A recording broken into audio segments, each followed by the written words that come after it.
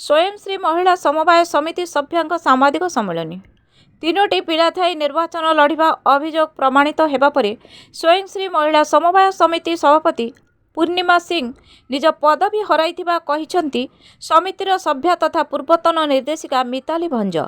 श्रीमती सिंह विरोध में मान्यवर रेजिस्ट्रार कोर्ट रे होइथिबा अभियोग राय प्रकाश पाइबा परे राजाबगीचा लेबर कॉलोनी कम्युनिटी हॉल ठारे आयोजित एक सांबादिक सम्मेलन में निज प्रतिक्रिया प्रकाश करने सह पूर्वतन निर्देशिका नयना महांती को पुनः अवस्थापित दाबी करिसेंती। अन्यपटे श्रीमती पूर्णिमा सिंह एहाकु खंडन करी पृथक भावे सांबादिक मानकु सूचना देवा सह कहिसेंती जे एही अभियोग संपूर्ण भित्तिहीन, एथिरे कौनसी सत्यता नहीं। एहा द्वारा मोर और मो परिवार आत्मसम्मान क्षुण्ण हेउथिबारु मानहानि केस सह मो मान्यवर कोर्ट रे चैलेंज करिवि। अति शीघ्र एहार सत्य जना पड़िबो बोली श्रीमती सिंह कहिसंती। जय जगन्नाथ। प्रथम समस्त मोर नमस्कार। मु मिताली भंज स्वयंश्री महिला समवाय समितिर जने सभ्या एवं एक्स डायरेक्टर आज अच्छी आमर स्वयंश्री महिला समवाय समितिर सभापति जे थिले पूर्णिमा सिंह नाम तीनोटी पिलार एलिगेशन थिला इलेक्शन टाइम रो से 2022 रो केस थिला। तो आज से 2 तारिख दिन माननीय रेजिस्टर कोर्ट तार राय शुणी तो पदरु डिसमिस कर डायरेक्टर पद सभ्या पदरु एवं तार सभापति पद दीटा। तो सी बहुत जगह आज्ञा यहाँ हूँ तार कास्ट सर्टिफिकेट पिला मानकर जोटा कि आरटीआई एक्ट रे मंगा होता ए प्रमाण कोर्ट रे प्रोड्यूस करा जायतिला। एटा होची रेजिस्ट्रार कोर्ट ऑर्डर जोटारे कि से राय देइछंती। एवडा ताका पिलर birth certificate even school certificate बड़ झियर जो झियर जे एई गोटे प्रथम झियर से मानु नथला जे मोर दुईटा पिला बोली कहूतला तन करी तार सर्टिफिकेट एटा आज आज समाधान तार हेची 50,000 मां मानु को आज न्याय मिली। बहुत खुशी दिन आम जे एत बड़ संस्था जोटा कि 52,000 महिला से गरीब माँ मैंने अच्छा माने संचित धन को केमती बर्बाद करने को से चेष्टा करथिला। बहुत चेष्टा करी 4 कोटी घोटाला करने मझे चेष्टा करथिला बिना मैनेजमेंट अवगति 9 जन डील कर ऑलरेडी से जेहेतु सी गोटे दल रे थिला पावर रे थिला सेतिपई एमती से जोर जार करूथिला। डायरेक्टर माने किछ कहि पानुथिले बिना अनुमति रे 4 कोटी रे डील करथिला जो गोटे घर किनिया पई स्वयंश्री रो। किंतु पछरे जतले डायरेक्टर माने जानिले से अभियोग नै कि रजिस्ट्रार पाखु गले कलेक्टर को देले कमिशनर को देले मेयर को मध्ये देइसंती समस्त की देला परे से जगहटा सेठी जाहु हमर 4 कोटी टंका रही गला अच्छे से 4 कोटी टंका हड़प कर देतांदा। पूर्णिमा सिंह वर्तमान स्वयंश्री महिला समवाय समितिर सभापति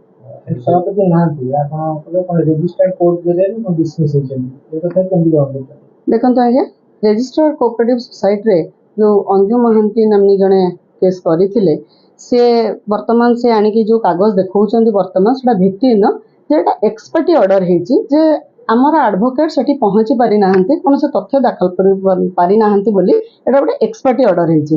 आ एटा भी निश्चित भाबे एटा हमें आरसीएस कोर्ट रे पुणी थरे रिव्यू रे जाउची आ ऊपर कोर्ट को मध्यम चैलेंज करिवि निश्चित भाबे। एक्सपर्ट हमर माने अपन अपील करनांती कोन आको एते गुड गोटे कथा पदवी हरैबार संभावना अछि अपन अपील करले नहीं आज्ञा निश्चित भाबे एडवोकेट जाइचंती अपील करिचंती किंतु सेटा कोन पई जे से एक्सपर्टी ऑर्डर करिचंती सेटा किछि बुझा जाउनी आगु निश्चित भाबे अपन सत्यता तथ्य पाई परिबे।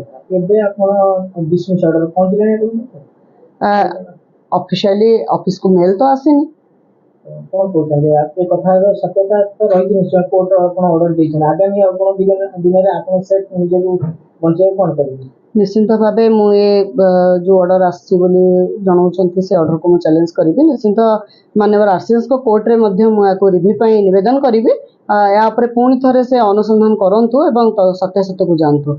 आ बाकी रहिला कहबे आज्ञा इलेक्शन टाइम रे जहां भी से वर्तमान देखौचंती तथ्य मु मध्य आपन मानको देखिया को चाहिबी ए रिपोर्ट से देखौचंती बार्थ सर्टिफिकेट रो जोटा कि टोटली मैनिपुलेटेड आपण माने निजे देखि परिबे। एठी आरटीआई को मागिथिले आरटीआई रिपोर्ट देथिले जे 2टा पुओरे गोटे छियो ସେଟାକୁ ସେମାନେ ମ୍ୟାନିପୁଲେଟ୍ କରିକି ଏଫି ବୋଲି ପରରେ ଦିଟା ଝିଅରେ ଗୋଟେ ପୁଅ ବୋଲି କରିଛନ୍ତି। ଏଇଟା ସେ ଦେଇଥିଲେ ଆମର ଇନକ୍ୱାରି ହେଇଥିଲା ଯେତେବେଳେ ଚିଫ୍ ମିନିଷ୍ଟର ଗ୍ରିଭାନ୍ସ ସେଲରେ ମହାପାତ୍ର ମିତାଞ୍ଜଳି ଭଞ୍ଜ ମ୍ୟାଡାମ ଦେଇଥିଲେ। ଏଇଟା ଇନକ୍ୱାରି ଆସିଥିଲା 11/3/25 ଆମର ଅଫିସକୁ। ଏଇଟା ଇନକ୍ୱାରି ହେଇଛି ଆଉ ଏଆରସିଏସ୍ ମଧ୍ୟ ଯାହା ରିପୋର୍ଟ ଦେଇଛନ୍ତି ଆମର ଯେ ସିନିୟର ଏସ୍ଆରସିଏସ୍ ରିପୋର୍ଟ ଦାଖଲ କରିଛନ୍ତି ଏଇଟା ଜନଶୁଣାଣି ପୋର୍ଟାଲରେ ମଧ୍ୟ ରହିଛି। ଆପଣମାନେ ଦେଖିବେ ସେ ସେଥିରେ ଲେଖିଛନ୍ତି ଯେ ଯୋଉ ଡକୁମେଣ୍ଟ ସେ ସବମିଟ୍ କରିଛନ୍ତି ଏଟା ଟୋଟାଲି ମ୍ୟାନିପୁଲେଟେଡ୍। ସେ 3 ନମ୍ବର ବାର୍ଥ ସାର୍ଟିଫିକେଟ୍ ପ୍ରଡ୍ୟୁସ୍ କରିପାରୁନାହାନ୍ତି କିନ୍ତୁ ତିନିଟା ପିଲା ବୋଲି ଆଜି ପର୍ଯ୍ୟନ୍ତ ମୋର ମାନହାନି କରିଚାଲିଛନ୍ତି। ଯେତେବେଳେ କି ଏଇଟା ଗୋଟେ ଟ୍ରାଇବୁନାଲ କୋର୍ଟରେ ବିଚାରାଧୀନ ଅବସ୍ଥାରେ ଅଛି, ସବଜୁଡିସ୍ ଅଛି କେସ୍, ତାପରେ ବି ମହାପାତ୍ର ମିତାଞ୍ଜଳି ଭଞ୍ଜ ବାରମ୍ବାର ମତେ ମିଡିଆ ମାଧ୍ୟମରେ ମତେ ମୋର ମାନହାନି କରୁଛନ୍ତି। ୟାପରେ ନିଶ୍ଚିନ୍ତ ଭାବେ ମୁଁ କୋର୍ଟଙ୍କ ଦ୍ୱାରସ୍ଥ ହେବି ଆଉ ତାଙ୍କ ଏଗେନଷ୍ଟରେ ମୁଁ କେସ୍ ରାଜନୀତି ମ୍ୟାଡାମ ଆପଣ ଦକ୍ଷ ଓ ଶୃଙ୍ଖଳିତ କର୍ମୀ ଭାବେ କାମ କରୁଥିଲେ ମଧ୍ୟ କିଛି ବିରୋଧୀ ଆପଣଙ୍କୁ ସହାୟ କରିନାହାନ୍ତି, କଣ କରିବେ? ଭାବୁଛି ଛୋଟିଆ କଥାଟେ କହିବି, ନିଶ୍ଚିନ୍ତ ଯଦି କିଛି ଦକ୍ଷତା ଥାଏ ନିଶ୍ଚିନ୍ତ ଶତ୍ରୁ ଲାଗନ୍ତି ଆଉ ମୁଁ ଏହା ହିଁ ମନେ କରିନେଇଛି ନିଜକୁ ନିଜେ। ଡିଫେମେସନ କେସ୍ କରିବେ ନା? ନିଶ୍ଚିନ୍ତ ମୋର ପରିବାର ସହିତ ଆଲୋଚନା କରିବି, ଯେହେତୁ ମୋର ପିଲାଙ୍କୁ ବି ଏଇଟା ଗୋଟେ ଆତ୍ମସମ୍ମାନ ବାଧା ହଉଛି, ମୋ ସ୍ୱାମୀ ମୋ ପରିବାରକୁ ଆତ୍ମସମ୍ମାନ ବାଧା ହଉଛି। ପରିବାର ସହିତ ଡିସ୍କସନ କରିକି ନିଶ୍ଚିନ୍ତ ମୁଁ ମାନହାନି କେସ୍ରେ ଯାଉଛି। ଏବେ ବି ଆପଣ ବଳବତ୍ତର ଏଇ କଥାରେ ଯେ ଆପଣ ବର୍ତ୍ତମାନ ପର୍ଯ୍ୟନ୍ତ ବି ସେ ଦୁଇଟି ହିଁ ବାର୍ଥ ସାର୍ଟିଫିକେଟ୍ ପ୍ରଡ୍ୟୁସ୍ କରିପାରୁନାହାନ୍ତି, ତୃତୀୟ ବାର୍ଥ ସାର୍ଟିଫିକେଟ୍ କାହିଁ ପ୍ରଡ୍ୟୁସ୍ କରିପାରୁନାହାନ୍ତି? ଦଳୀୟ କର୍ମୀকে ଅପପ୍ରଚାର ନେଇ ହାଇକମାଣ୍ଡକୁ ଦ୍ୱାରସ୍ଥ ହେବେ? ଦଳୀୟରେ ମୋର ବର୍ତ୍ତମାନ କିଛି ବି ଅପପ୍ରଚାର ହେଇନି। ବର୍ତ୍ତମାନ ବି ମୁଁ ଦଳର ଜଣେ ଶୃଙ୍ଖଳିତ କର୍ମୀ ଭାବେ କାମ କରୁଛି ଏବଂ ଆଗକୁ ମଧ୍ୟ କରିବି। ମ୍ୟାମ୍ ଆଇନ ଅନୁଯାୟୀ ଆପଣ କେସ୍ କରିବା ପୂର୍ବରୁ ବର୍ତ୍ତମାନ ଯାଏ ଆପଣ ଡିସମିସ୍ ଅଛନ୍ତି। ଆଜ୍ଞା, ସେ ପର୍ଯ୍ୟନ୍ତ ଆପଣ ସଭାପତି ଦାୟିତ୍ୱ ନାହାନ୍ତି ଯେପର୍ଯ୍ୟନ୍ତ କୋର୍ଟ ଆପଣଙ୍କୁ ପୁନରାୟ ରାୟ ନ ଦେଇଛି ବା ଏଇ ଅର୍ଡର ଯୋଉ ଅର୍ଡର ଆସିଛି ସେ ଅର୍ଡର ପାଇଁକା ମୁଁ ରିଭ୍ୟୁ ଯାଇଛି। ଏଇଟା ଦେଖାଯାଉ ଆରସିଏସ୍ ମାନ୍ୟବର ଆରସିଏସ୍ କୋର୍ଟରେ କଣ ନିଷ୍ପତ୍ତି ଯାଉଛି, ନହେଲେ ମୁଁ ଅପର କୋର୍ଟକୁ ମଧ୍ୟ ଯିବାର ସମ୍ଭାବନା ଅଛି। ଆଉ ଗୋଟେ କଥା ଆପଣମାନଙ୍କୁ କହିବି ଯେ ମହାପାତ୍ର ମିତାଞ୍ଜଳି ଭଞ୍ଜ ଯାହା ବି କହୁଛନ୍ତି ମୁଁ ଆପଣଙ୍କୁ କିଛି କାଗଜ ଦେଖିବାକୁ ଚାହିଁବି। ଡାଇରେକ୍ଟର ଥିଲେ ବୋଲି କହୁଛନ୍ତି, ମୁଁ ଜଣେ ସଦସ୍ୟ ଥିଲି, ଡାଇରେକ୍ଟର ଥିଲି। 2018 ମସିହା ଶତାବ୍ଦୀ ଭବନରେ ଏଜିବିରେ ତାଙ୍କୁ ଅନୁଷ୍ଠାନକୁ ବଦନାମ କରିବା ଉଦ୍ଦେଶ୍ୟରେ ତାଙ୍କୁ ବାହାର କରିଦିଆଯାଇଥିଲା। ପୂର୍ବତନ ବୋର୍ଡ ଯୋଉ ଥିଲା ତାକୁ ବାହାର କରିଦିଆଯାଇଥିଲା। କଣ ପାଇଁ? ଯଦି ମୁଁ ଏ ପ୍ରଶ୍ନ ତାଙ୍କୁ ପଚାରେ ଯେ ସେ ତ ଜଣେ ବର୍ତ୍ତମାନ କହୁଛନ୍ତି ଶୃଙ୍ଖଳିତ କର୍ମୀ, ତାଙ୍କୁ ତାହେଲେ କାହିଁକି ବାହାର କରିଦିଆଯାଇଥିଲା? ଜଣେ ଶୃଙ୍ଖଳିତ ଡାଇରେକ୍ଟର ଆଉ ଅନୁଷ୍ଠାନ ପାଇଁ ଉନ୍ନତି ଚିନ୍ତା କରୁଥିବା ଡାଇରେକ୍ଟରକୁ କେବେ ହେଲେ ଆନୁଆଲ ଜେନେରାଲ ବଡି ମିଟିଂରେ କେବେ ହେଲେ ସଭ୍ୟମାନେ କଣ ବାହାର କରିଦେବେ କି?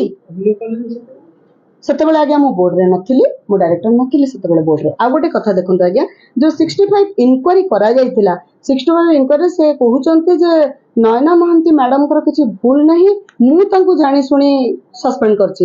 କିନ୍ତୁ ଆଜ୍ଞା ଆପଣମାନଙ୍କ ମାଧ୍ୟମରେ ମୁଁ ଆମର ସମଗ୍ର ଓଡ଼ିଶାବାସୀଙ୍କର ଆମର ଯାହା ବି ସ୍ୱୟଂସେବକ ମା ମାନେ ଅଛନ୍ତି ସମସ୍ତଙ୍କୁ ଜଣେଇ ଦେବାକୁ ଚାହେଁ ଯେ 65 ଇନକ୍ୱାରି କରାଯାଇଥିଲା ଆରସିଏସ୍ କୋର୍ଟଙ୍କ ଆରସିଏସ୍ ରେଜିଷ୍ଟର୍ଡ କୋଅପରେଟିଭ ସୋସାଇଟି ଦ୍ୱାରା ଆରସିଏସ୍ଙ୍କ ଦ୍ୱାରା।